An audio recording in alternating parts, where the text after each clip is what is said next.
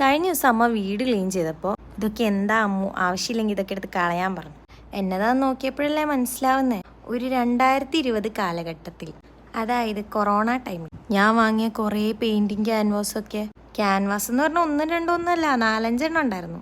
അതും പല സൈസിലും പല ഷേപ്പിലും.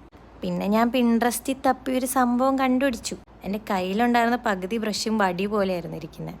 കാരണം അന്ന് കഴുകാതെ വെച്ച ബ്രഷാ. എന്ന് 2020. സത്യം പറഞ്ഞാൽ ഞാൻ ഉദ്ദേശിച്ചത് ഇങ്ങനെയൊന്നും ചെയ്യാനല്ല, പിന്നെ ചെയ്തു വന്നപ്പോൾ ഇങ്ങനെ ആയിപ്പോയി.